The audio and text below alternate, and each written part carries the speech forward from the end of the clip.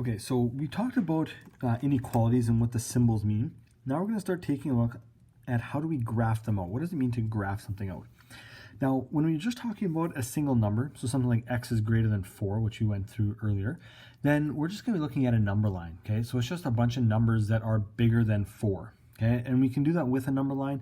We'll also take a look at how we can do that on a graph a little bit later on, and how we can use Desmos to do it as well, but we'll talk about that a little later. But for right now, we're just going to take a look at how do we graph it on a number line. So a point on a number line indicates where the answer starts. So if we have an open circle such as this, it means that it starts here but does not include that number. So that's a less than or the greater than symbol. So that means that it does not include that number. So it would be everything above or everything below that value. If it's less than, it's going to be everything below. If it's greater than, it's going to be everything above. The shaded dot means that it starts here and does include that number. So that means that if we're doing x is greater than or equal to 4, we can include 4 in it and everything above, but nothing below. So that's what those two mean. The shaded dot represents that it's equal to, the non-shaded dot means that it's not equal to. Let's graph out these inequalities here. Let's do a little bit of practice, and we're going to start with a is greater than 6. So what I want to see when you graph these out, and now your teachers in the past may have done things a little bit different, but I want you to show 5 numbers. Okay, so we're going to put 5 integers on the number line, one of them being outside of the range. Now, a is greater than 6 means that we're going above 6.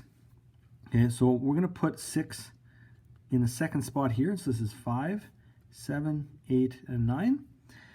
Now, if it's greater than 6, that means we're starting at 6.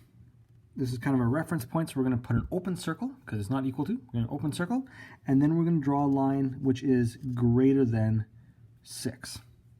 Okay, so we're looking for everything that is bigger than the number that we had. Okay, which ones are bigger than that number that we have?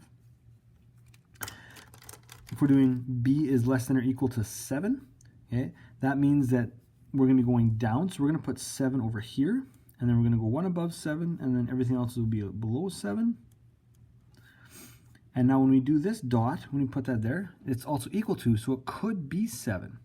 Okay, it could be 7, and then we shade in an arrow that is going below 7. Now again, that arrow means that it continues on forever and ever, and so it's important that we have that arrow there. We can't just stop a line. Okay, we have to put an arrow there, meaning that it keeps on going continuous or forever and ever if we want to consider it that way. Last one here, c is less than -2, and so we're going down again. So we're going to put -2 right here, -2. So this is -1, -3, -4, -5. Remember that if we're in negatives, the numbers get bigger as we go down. Now we put a circle there. It is not equal to, so we're not going to fill it in, and then we're going to make our arrow going that way. I try to bold it in nice and big so you can see it on the screen as well as you're watching this video. So that's how we do a number line with a nice, what we'll call a nice number or an integer number.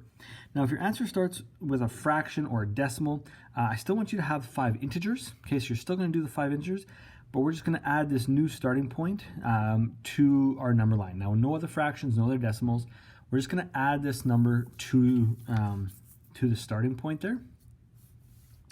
And so let's, and just as a couple examples here, we'll do d is greater than 6.1. Now the integer closest to 6.1 is 6, so we're going to put 6 in there, and now it's greater, so it's going up, so this will be 7, 8, 9, this will be 5. 6.1 is a little bit above 6, so what we're going to do is we're just going to make another mark there and put 6.1, and that's where we're going to put our start, and then we're going greater. Okay, so we're going greater, so we put our little greater than, or we put our line going to the right as we're getting bigger.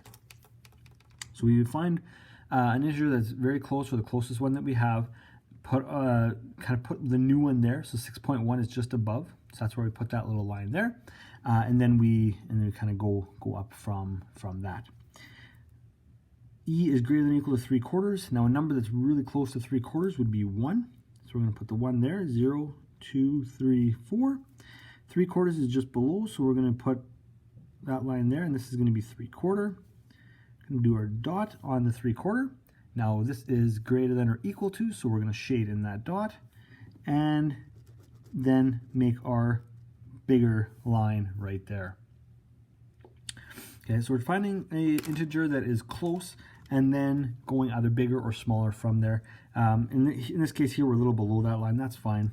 That's why we put the one integer below or the one integer above, depending on what we have. F is less than or equal to 3 1/3. Well, that's pretty close to 3. 2, 1, 0. So 3 1/3 is like a third of the way up from 3 to 4. 3 1/3. We're going to do our dot. Now it is shaded because of the equal symbol, and we then go down because we're doing less than. We're not doing greater than, so we're gonna go less than there. Okay. Now that's important there, and how to draw them out and how to kind of understand what they look like.